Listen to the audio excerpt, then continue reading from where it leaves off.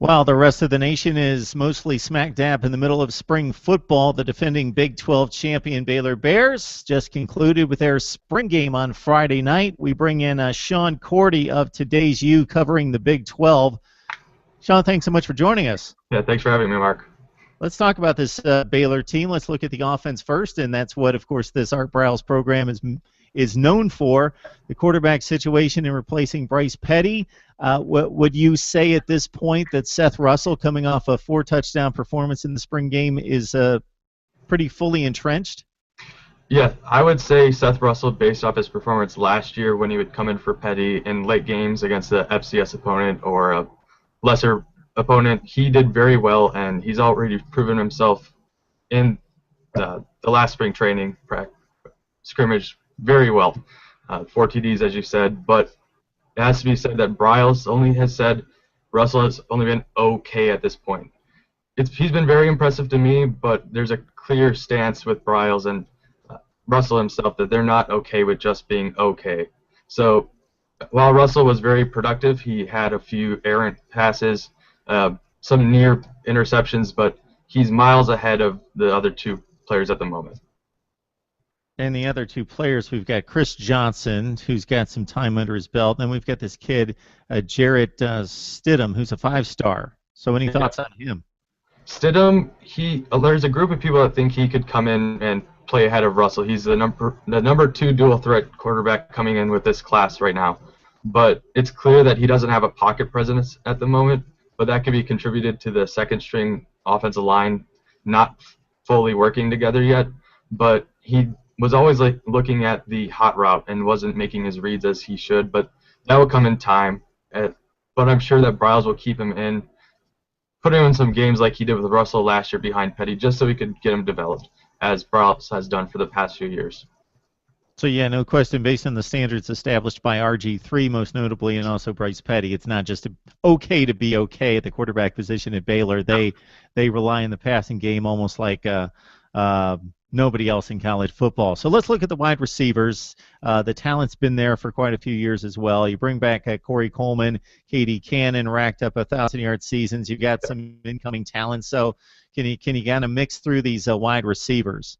So they're losing Antoine Goodley, who was their number 1 receiver coming in last year, but he had a little bit of a down year because of Corey Coleman and KD Cannon becoming such a threat downfield.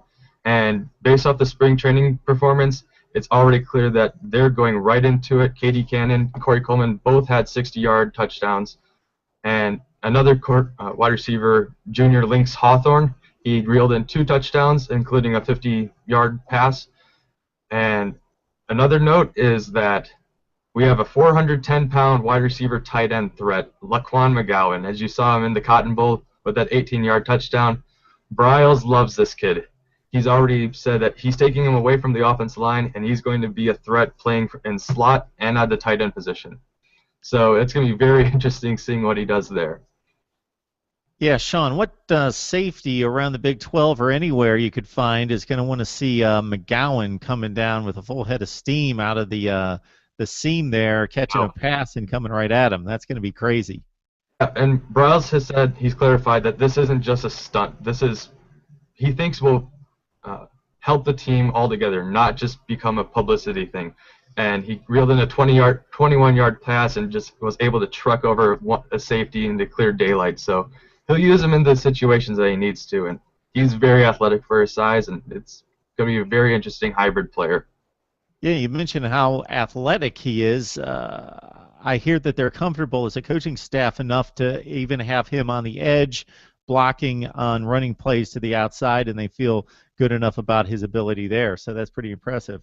Yeah. All right, let's look at the defense. Baylor not known for defense, but I think the defense over the last few years has been much improved, especially last year. Still some shots taken to the secondary, and now some injuries. Size up the defensive backs for us. All right, so as you said, the defense has been a real big bust in our whole scheme of things. Our defensive line and our front 7 is great.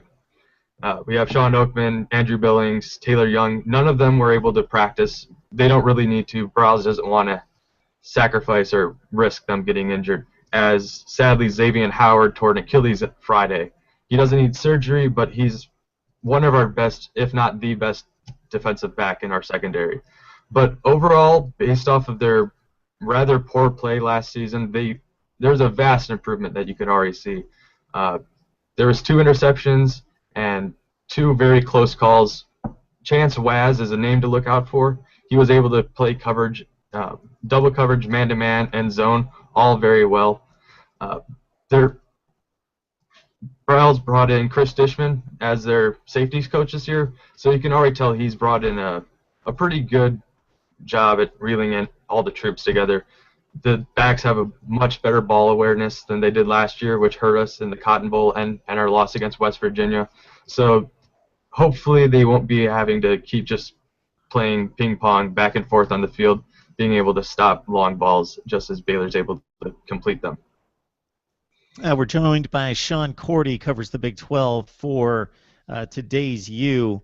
Sean, before we let you go, this is a much different Big 12 than it was just a few years ago. Texas has fallen off. I don't think there's any question. We mostly expect that to be temporary. They're going to come back. Oklahoma, though, not competing for national championships, still a very strong program. But with TCU and Baylor emerging, it's just, again, it's a much different Big 12 than it was just a few years ago. And aside from going to West Virginia, you alluded to that game. That was the big letdown of the season. Outplayed Michigan State for like 50 minutes. This Baylor team is pretty serious, and 17 starters back. So you have to be pretty comfortable with what you've got in 2015. Yeah, I'd say we're really comfortable with what we have. Our whole offensive line is all back. We were worried that we'd lose Spencer Drango, our All-American offensive lineman, but he's back. So he's holding strong the whole offensive line together. And then we're bringing back Sean Oakman, who was worried that he'd go to the draft, be a top 10 draft pick. But we've got all our nuclear players back. And there's one player that people are overlooking that we're losing is Spencer Roth, our punter. But we're bringing in the number 2 kicker in the nation as our punter. But there's talks that Bryles, talking with a top high school coach, will just drop the punting game completely. So we may see a different Baylor team this year as well. Baylor led the nation in 4th down attempts last year, and there's no stopping that trend at this moment. All right, Sean Cordy from today's U, covering the Big 12 and specifically Baylor football here for us. Hey, Sean, we appreciate the insight. Yeah, thank you, Mark.